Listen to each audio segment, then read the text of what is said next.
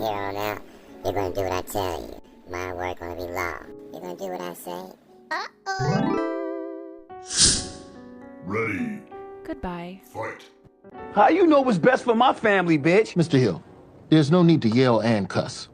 One of the two will suffice. How you know what's best for my family, bitch?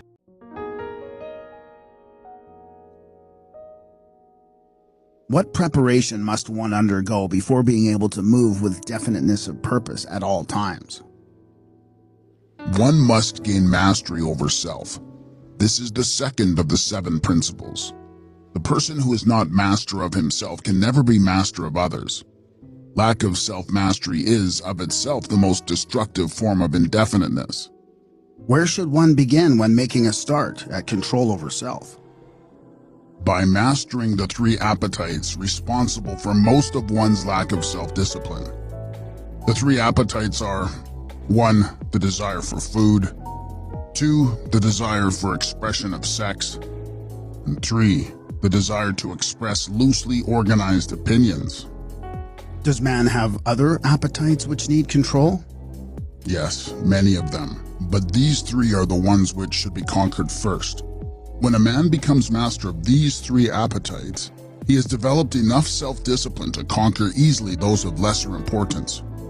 But these are natural appetites. They must be indulged if one is to be healthy and happy. To be sure, they are natural appetites, but they are also dangerous because people who have not mastered themselves overfeed the appetites.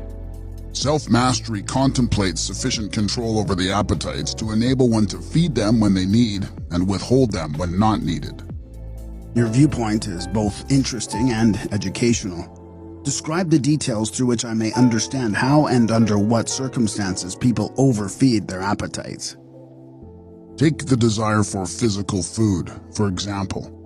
The majority of people are so weak in self-discipline, they fill their stomachs with combinations of rich food which please the taste but overwork the organs of digestion and elimination. They pour into their stomachs both quantity and combinations of food which the body chemists can dispose of only by converting the food into deadly toxic poisons. These poisons clog and stagnate the body's sewer system until it slows down in its work of elimination of waste matter. After a while, the sewer system stops working altogether and the victim has what he calls constipation. By that time, he is ready for the hospital. Auto-intoxication or body sewer poisoning takes the machinery of the brain and rolls it into something resembling a wad of putty. The victim then becomes sluggish in his physical movements and mentally irritable and fussy. If he could only take one good look at and one bad smell of his sewer system, he would be ashamed to look himself in the face. City sewers are not the pleasantest of places when they become overloaded or clogged, but they are clean and sweet compared with the intestinal sewer when it has been overloaded or clogged. This is not a pretty story to be associated with the pleasant and necessary act of eating. But that is where it belongs because overeating and wrong food combinations are the evils which cause auto-intoxication. People who eat wisely and keep their body sewers clean handicap me because a clean body sewer generally means a sound body and a brain that functions properly. Imagine, if your imagination can be stretched that far, how any human being could move with definiteness of purpose with his body sewer filled with enough poison to kill 100 people if it were injected into their bloodstream directly. And all this trouble is the result of lack of control over the physical appetite for food? Well, if you wish to be absolutely correct, you should say that improper eating is responsible for the majority of the ills of the body and practically all headaches. If you want proof of this, select 100 people suffering with headaches and give each of them a thorough washing out of their body sewer systems with a high enema, and observe that no fewer than 95 of the headaches will disappear within a few minutes after their sewers have been cleaned. From all you say about the intestinal tract, I gather the impression that mastery over the physical appetite for food means also mastery over the habit of neglecting to keep the intestines clean. Yes, that is true. It is just as important to eliminate the waste matter of the body and the unused portions of food as it is to take the right amount and the correct combinations of food. I never thought of auto-intoxication as being one of your devices of control over people, and I am utterly shocked to know how many people are victims of this subtle enemy. Let's hear what you have to say of the other two appetites. Well, the desire for sex expression. Now there is a force with which I master the weak and the strong, the old and the young, the ignorant and the wise. In fact, I master all who neglect to master sex. How can one master the emotion of sex? By the simple process of transmuting that emotion into some form of activity other than copulation. Sex is one of the greatest of all forces which motivate human beings. Because of this fact, it is also one of the most dangerous forces.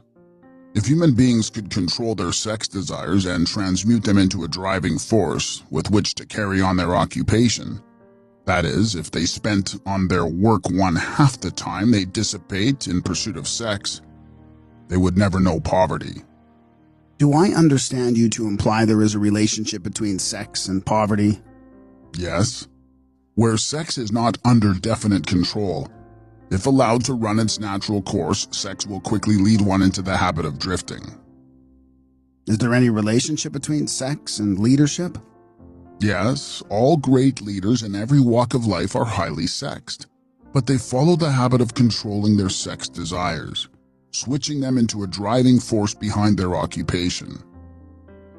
Is the habit of overindulgence in sex as dangerous as the habit of taking narcotics or liquor? There is no difference between these habits. Both lead to hypnotic control through the habit of drifting. Why does the world look upon sex as something vulgar?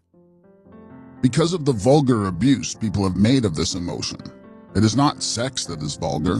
It is the individual who neglects or refuses to control and guide it. Do you mean by your statement that one should not indulge the desire for sex? No, I mean that sex, like all other forces available to man, should be understood, mastered, and made to serve man. The desire for sex expression is as natural as the desire for food. The desire can no more be killed than one can entirely stop a river from flowing. If the emotion of sex is shut off from the natural mode of expression, it will break out in some other less desirable form, just as a river will, if dammed, break through and flow around the dam.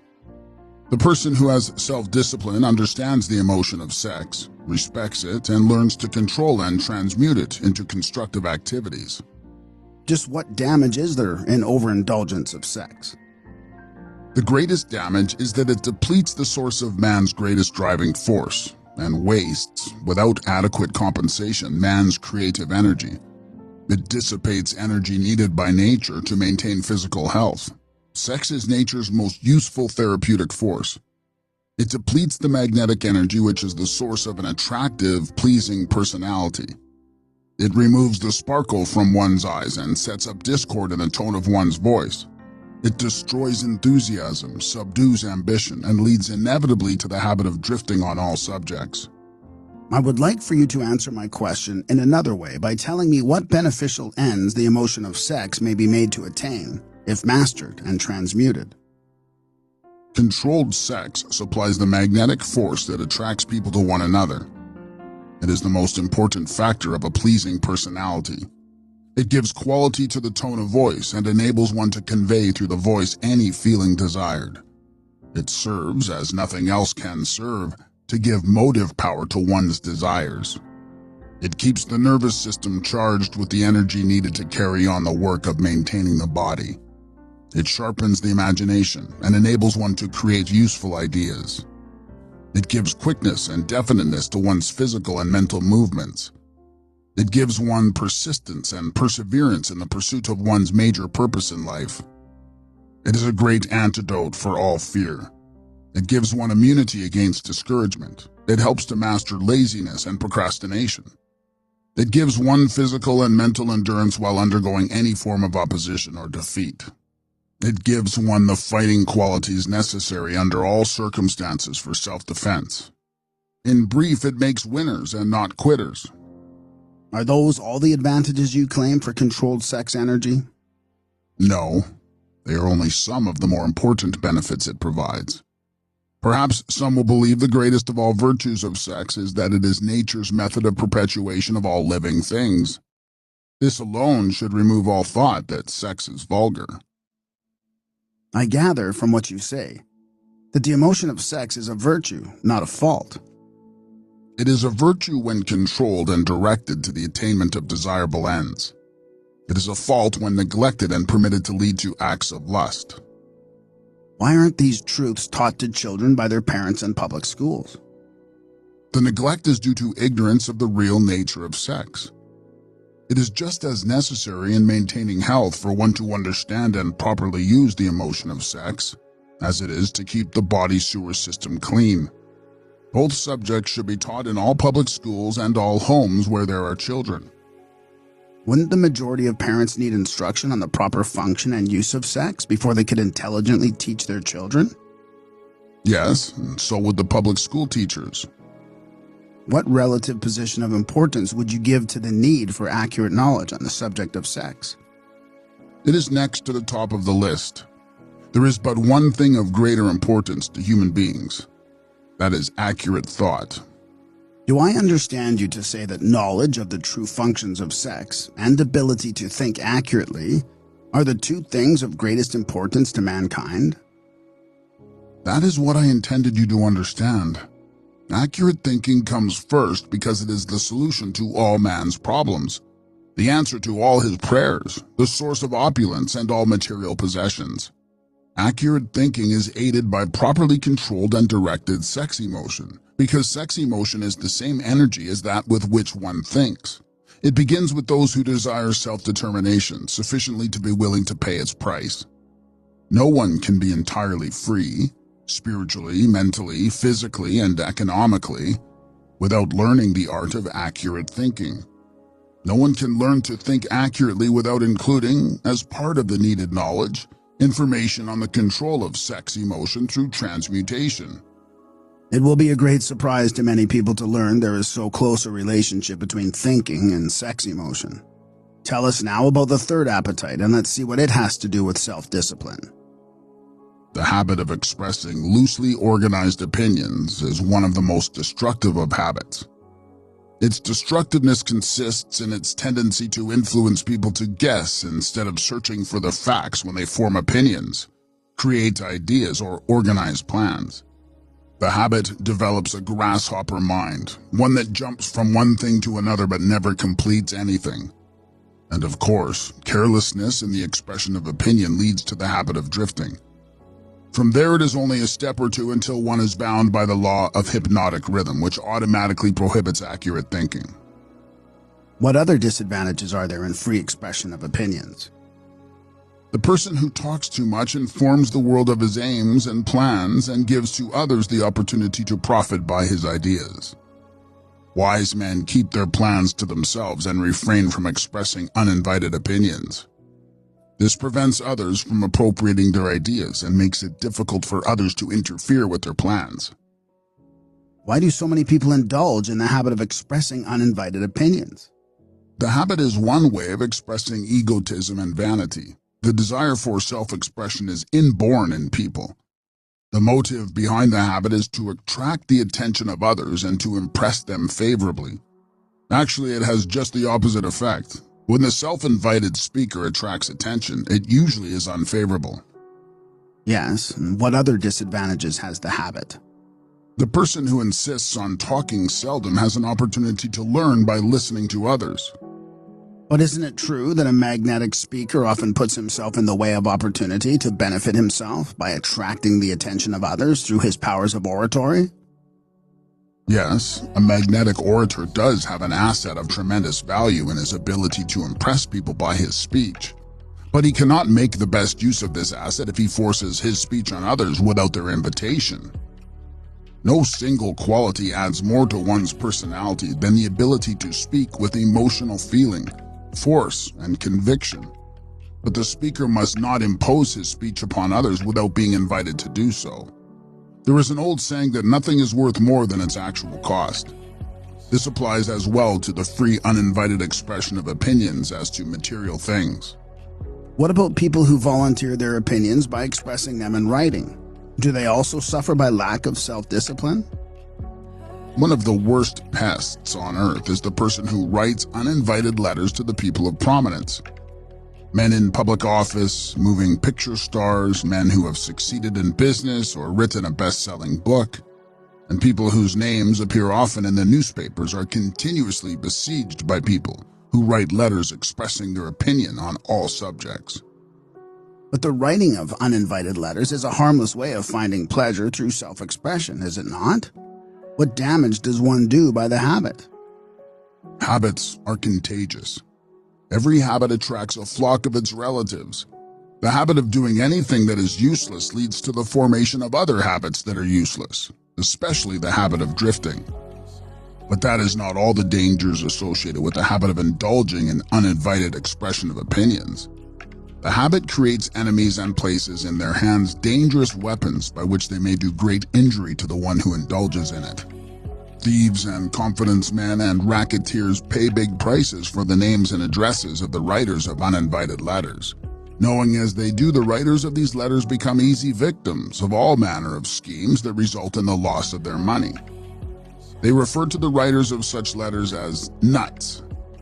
If you wish to know how foolish people are who write uninvited letters, read the nut column of any newspaper, the column in which the paper publishes the voluntary opinions of its readers, and you will see for yourself how the writers of such letters antagonize people and invite opposition from others.